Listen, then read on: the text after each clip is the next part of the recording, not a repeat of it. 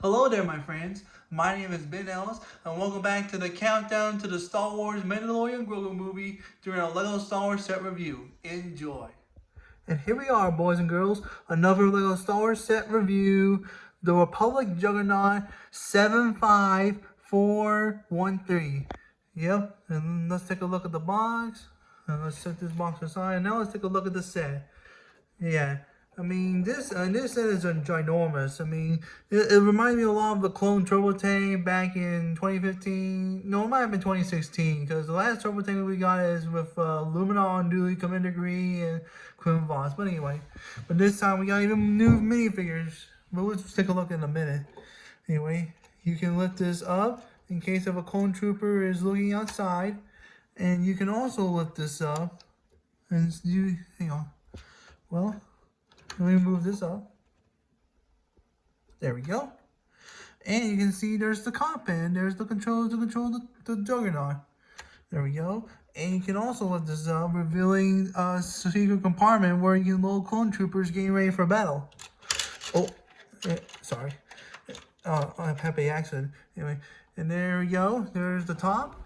And there's the side of the top, and there's a turbo laser on the back of the turbo juggernaut or turbo tank, whatever you want to call it. And there's the behind of the juggernaut, and also you can also load a stud shooter and fire at the droids. Yep. And then there's the side of the juggernaut. Let me move the other side, and here's, well, if I can actually, come on, there we go. Thought for a second it was frozen on me. And then there's the side of the juggernaut. Yeah, and the wheels, they move pretty fine. I mean, they're okay, hey, but don't worry, they move just fine. But I'm gonna miss the bigger wheels from the clone turbo tank from last year, from 2016, where it's got Quinn Voss moving on. But they move just fine. If only we have an Imperial clone turbo tank from the Bad Batch and Rogue One. I hope. Please, LEGO. Anyway, enough about that. Let's take a look at the minifigures. Here are some 3 battle droids, same as usual. And here is ki-aid-Mundi with his blue lightsaber and his top head, or actually his brain, whatever. And here's his robes. And then finally in person, we have finally got his clone commander, Commander Braca, and finally in person, we finally got the Galactic Marines from Star Wars Episode 3, Revenge of the Sith.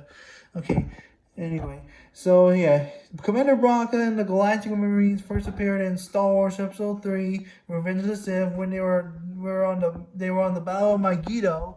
And then when ki-aid-Mundi says, "Come on, man, charge!" Yeah. And then And then ki-aid-Mundi was when ki-aid-Mundi was charging, they stop and execute Order 66. And then hang on. And then they were getting ready to as ki-aid-Mundi was charging, they were like, "What?" And the Galactic Marines were like fire like, and they're like, "No, wait, stop on your side." And then yeah. Anyway, I wish we could get the other hover tank from Episode 3, but it didn't happen. I'm trying to think of the name of the hover tank, but I can't think. But anyway, don't worry, it's not a really bad set. It's 9 out of 10.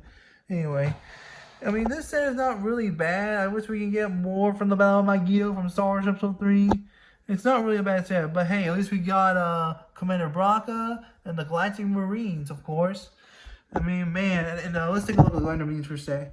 The Galactic Marines kind of look like Imperial snowtroopers from Star Wars Episode 5. Yeah, so these troopers were before the Imperial snowtroopers in Episode 5. But anyway, and like I said, this set's not a bad set. 9 out of 10. I mean, I wish we could get them other hover tanks with no legs and no wheels.